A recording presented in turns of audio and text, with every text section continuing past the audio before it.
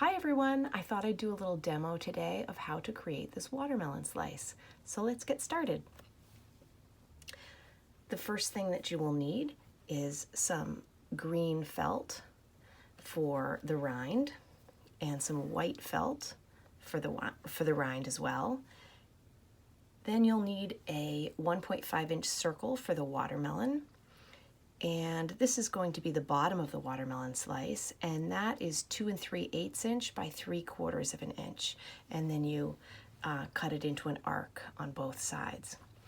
So after you have those pieces cut out, the next thing that you're going to do is take your watermelon circle and iron it in half so it has a nice crease in the center. And then you lay in the arc here to create the bottom of the watermelon slice. And the next thing that you want to do is baste that piece in just so that everything stays together while you're sewing. Now I've got a piece here that I've started. This piece is basted and I have been whip stitching it. So the whip stitch is just like this. So you're going to go through the edge and the thread will whip around it.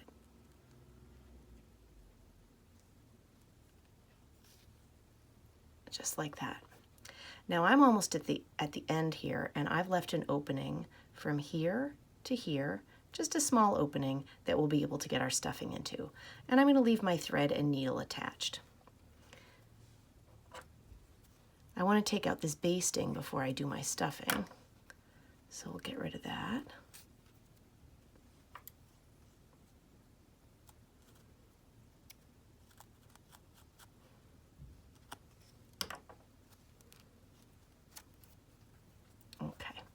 Now, we've got this little hole left here into which we can put our stuffing. So we're going to take small pinches. So this is some wool stuffing, and I'm just going to take the skewer. This is a little bamboo skewer. These are great for stuffing tools. And I'm going to fill this little watermelon slice right up. I'm going to go stuff one of the pointed ends and then go in and stuff the other pointed end.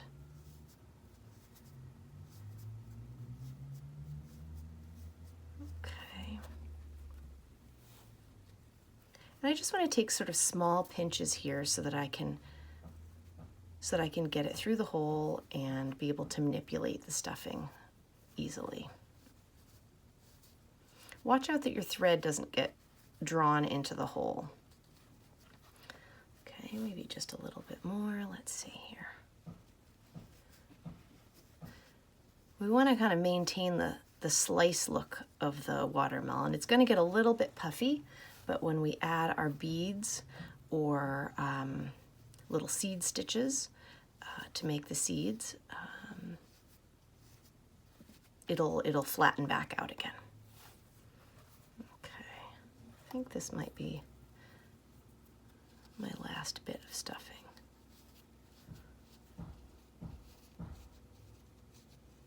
We want enough in there that when we add the beads, it doesn't collapse. I think that's about right. Okay, you can see he's a little chubby, but he's got stuffing everywhere.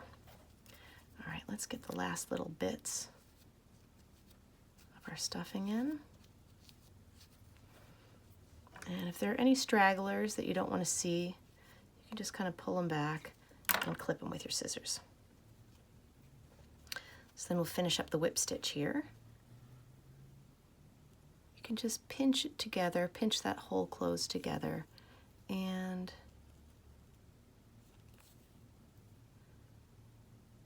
do a few stitches to close up that stuffing hole.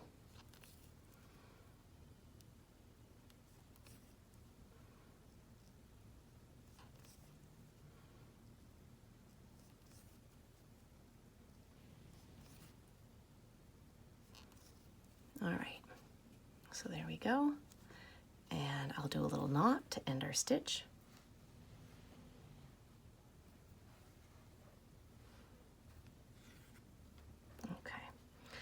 Now, that knot is going to be hidden underneath our rind, but if you want to learn how to hide a knot, all you need to do is put the point of your needle back through the hole just below the knot, and you can pop the knot through and hide it on the underside of the fabric. And then just trim your thread flush with the work. Okay, so we are ready for the next step. So this is where our rind pieces come in, okay? So what we're gonna do here is take our tacky glue. This stuff is really great. This is turbo tacky glue, but the original tacky glue will work just fine. And then we're gonna hit the back of the slice with our glue. All right.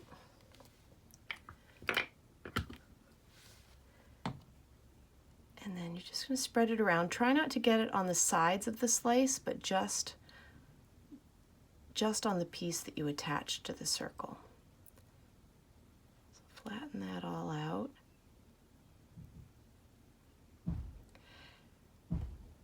Nice and smooth. Get all those sides covered right out to the edges. Okay, and this is where your white comes in. So the rectangle, you want it to be big enough so that when you attach it to your watermelon slice, you have lots of overhang, and then we'll trim away the excess to get a nice clean edge. So you can kind of roll it on your surface and press in like this. The good news about the tacky glue is that it dries really quickly, and so you won't be at this for too long. All right. Still need some time to dry, but we can still cut it at this point. You're gonna want to clean off your fingers so you don't get glue on everything else. Okay, and got a little pair of scissors here. Just gonna take my scissors and trim right along that edge. I don't know if you can hear all the construction outside. Hopefully not too much, but we're having our porch rebuilt. So if there's any extra noise, that's what's going on. All right. So here we go. Be careful not to trim into your stitching at all. Okay. So that's that. And if there's a little bit of white, you can just nip off the corners there if you need to. Okay, so now we have our white rind ready to go. If you happen to have any magnets, you can attach a magnet in between the white and the green layers of the rind, and you'll have a little refrigerator magnet. So let's do that. Add a tiny dab of glue to go underneath our magnet, just like that. Okay, and here we go. We're going to add our green felt now.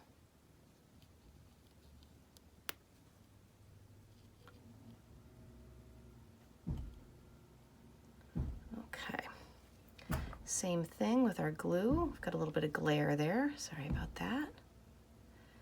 And we're going to take our glue and go right out to the edge of that white. See if we can get rid of that glare. Right out to the edge, right around our magnet. Want everything to get attached. But again, try not to get it on the sides. Okay, so we are well covered. I'm just going to clean off my hand. And we can lay on the green now. So there we go, just like that. Nice, nice. Okay, and we're going to press that down again. You can see the white rind showing up. That's pretty nice. Okay.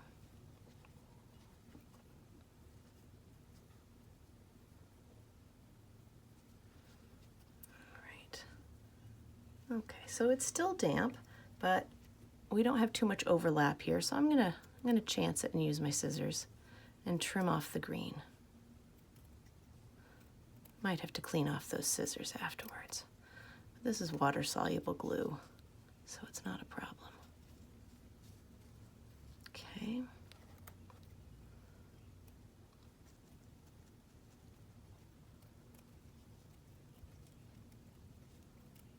There we go. Okay, so now we've got our rind. I really love this green color. This is one of the colors in my color card called Relish.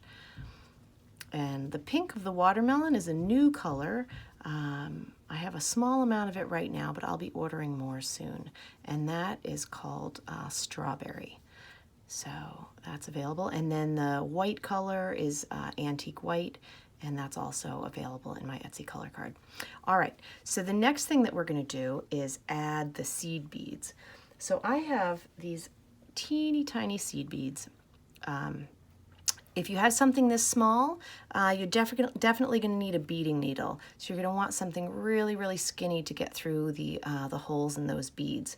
If you don't have any beads handy, you can just do French knots for your seeds. You could also do a seed stitch, something very simple, just stitching back and forth to create the seeds. I've got one here that's in progress, so you can see I've added some of the seeds to it. And let's just get a few seeds off of here, and we'll add those on. Okay, so I've got my thread coming out right there. I'm going to pick up a seed, and then I'm going to go through to the other side. Okay, and I'm trying to organize them in rows here. So we'll grab another seed, and then when I go out the other side, I want to figure out the best spot. So I think I want to go between these two here on the bottom row. Okay. And add this little guy and back to the opposite side. Again, I'm going to go between these guys on the bottom row.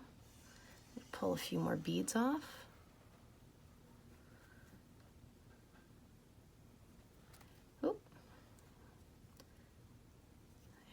Go. We've got one more on this side. So each time I add a bead, I'm pulling in a little bit, and that's going to flatten the surface of my watermelon so that it's not puffed out. Okay, so this looks like that's my last bead on this side. I think I need one more over here. Yeah, there we go. All right, so this will be the last bead here.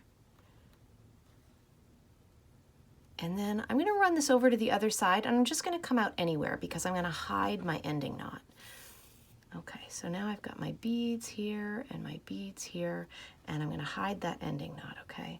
So what we want to do is cross our thread over, put the needle through the hole, cross the loop over, and then I'm going to hold on to the needle and my thread here, and I'm going to open these two fingers and draw this loop open so it's nice and tight against the surface of the watermelon. Put my thumb on it and pull. I'm going to do another one of those on top of it, just to make sure everything's secure and I don't lose those beads. Okay, now to get rid of our knot, I don't know if you can see here, but what I'm going to do is send this needle right back through the hole that's underneath those two knots. Okay, and it doesn't matter where I come out. I'm going to take the knot and I'm going to pop it through the surface. I think maybe we should do that one more time on this side just so that you can see. So I'll make two knots on top of each other. And then I'm going to put my needle through the hole that's just behind my knot. My needle's going to come out anywhere, it doesn't matter. And then, so here's my thread going in, and you can see the knot there sitting on the surface, and now I've just popped it through. And then you can take, if you've got a little hole left over, you can take your needle. So I've got a little hole, you can see right there. I'm going to take my needle and just zip, zip, zip, and make it disappear. And then the end of my thread here, we've got several knots, so we're all secured with our beads. And I'll just take it and cut it flush with the surface of the watermelon. Still got a little glue on my fingers. All right, there we go. There is our watermelon, and you can see it's magnetic. All right, thanks so much for watching. Take care. Bye.